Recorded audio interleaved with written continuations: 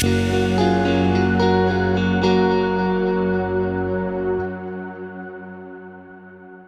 మధ్య ఒక ట్రెండ్ చూస్తూ ఉన్నాం. ఒకే ప్లేట్లో అందరూ కూర్చొని తింటాం. కొన్ని రెస్టారెంట్స్లో ముఖ్యంగా ఇలా గమనిస్తూ ఉన్నాం మనం. ఒకే ప్లేట్లో మీరు ఇలాగా ఫుడ్ తింటూ ఉంటే మీరు తెలుసుకోవాల్సిన కొన్ని తప్పనిసరి విషయాలు ఉన్నాయి. చాలామంది ఆహార పదార్థాలని వేరే వాళ్ళతో షేర్ చేసుకుంటూ ఉంటారు. ఇంట్లో, ఆఫీస్లో ఇది వాళ్ళకి ఒక అలవాటు కింద ఉంటూ ఉంటుంది. మీరు కూడా ఒకే ప్లేట్లో అందరికీ ఆహార పదార్థాలని ఇస్తూ ఉంటారా? లేదా మీరు కూడా ఇంకొకళ్ళ ప్లేట్లోని ఆహారం తీసుకుంటూ ఉంటారా? అయితే ఖచ్చితంగా మీరు కొన్ని విషయాలు తెలుసుకోవాలి.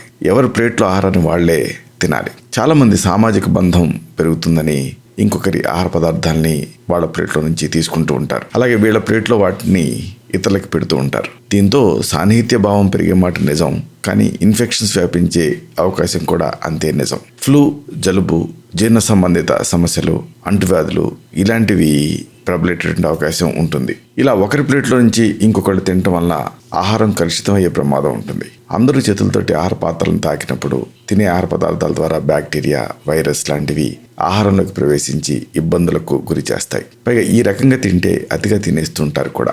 ఒకే ప్లేట్లో అందరూ కలిసి తింటూ ఉంటే ఎంత తింటున్నారన్న అంచనా కూడా ఉండదు. దీంతో ఎక్కువ తినేసే రిస్క్ ఉంటుంది. దీనివల్ల బరువు పెరగటం లాంటి ఇబ్బందులు కలుగుతాయి. కాబట్టి ఎవరి ప్లేట్లో వాళ్లే తినటం మంచిది. అలాగే శుభ్రత కూడా పాటిస్తూ ఉండాలి. పరిశుభ్రంగా ఉంటే ఎలాంటి అనారోగ్యాలు రావు. పైగా ఇలాంటి వర్షాకాలంలో అనారోగ్య సమస్యలు ఎక్కువగా కలుగుతూ ఉంటాయి. కాబట్టి ఫుడ్ని షేర్ చేసుకోకపోవటమే మంచిది.